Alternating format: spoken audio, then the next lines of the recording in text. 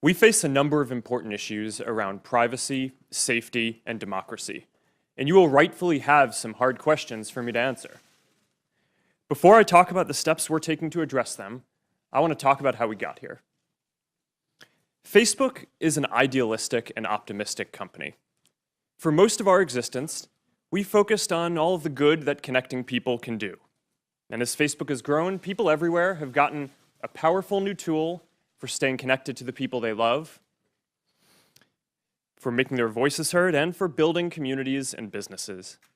Just recently, we've seen the Me Too movement and the March for Our Lives organized, at least in part, on Facebook.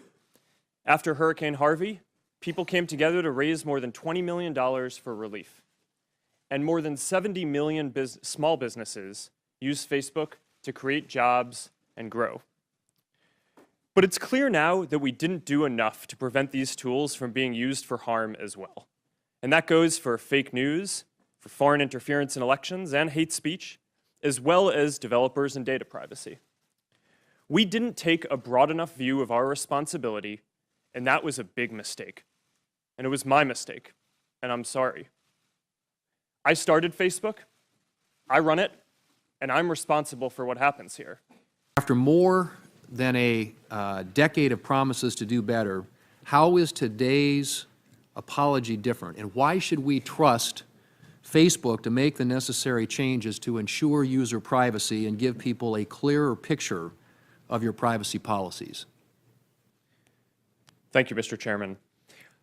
So we have made a lot of mistakes in running the company. I think it's pretty much impossible, I believe, to start a company in your dorm room and then grow it to be at the scale that we're at now without making some mistakes. And because our service is about helping people connect and information, those mistakes have been different in how we try not to make the same mistake multiple times, but in general, a lot of the mistakes are around how people connect to each other just because of the nature of the service. Overall, I would say that we're going through a broader philosophical shift in how we approach our responsibility as a company.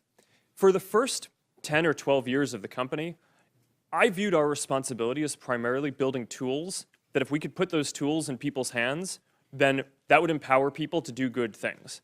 What I think we've learned now across a number of issues, not just data privacy, but also fake news and foreign interference in elections, is that we need to take a more proactive role and a broader view of our responsibility. It's not enough to just build tools. We need to make sure that they're used for good. And that means that we need to now take a more active view in policing the ecosystem and in watching and kind of looking out and making sure that all of the members in our community are using these tools in a way that's going to be good and healthy. So at the end of the day, this is going to be something where people will measure us by our results on this. It's not that I expect that anything I say here today to necessarily change people's view, but I'm committed to getting this right, and I believe that over the coming years, once we fully work all these solutions through, people will see real differences. Facebook's been served with subpoenas from the special counsel Mueller's office. Is that correct? Yes. Have you or anyone at Facebook been interviewed by the special counsel's office? Yes. Have you been interviewed? I have not. I have not. Others have. I believe so, and I want to be careful here because that our work with the special counsel is confidential, and I want to make sure that in an open session I'm not revealing something that's confidential. I understand. That's why I made clear that you have been contacted, you have had subpoenas. Actually, let me clarify that. I actually am not aware of a subpoena. I believe that there may be, but I know we're working with them. Thank you.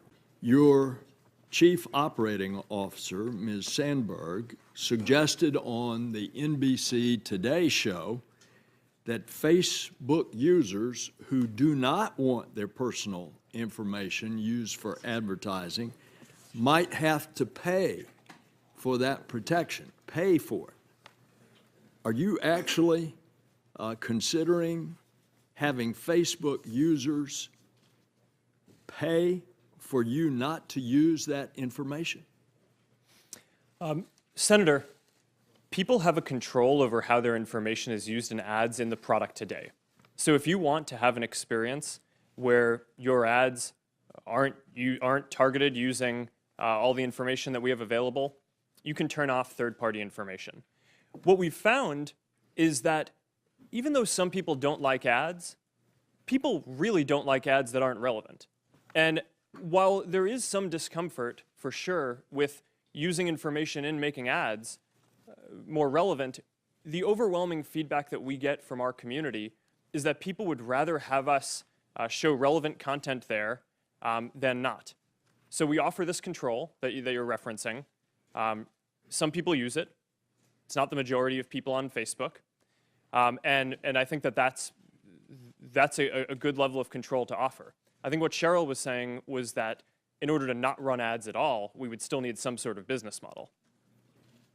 And that is your business model. So I take it that, and I use the harmless example of chocolate, but if it got into more personal thing, communicating with friends, and I want to cut it off, I'm going to have to pay you in order not to send me, using my personal information, something that I don't want.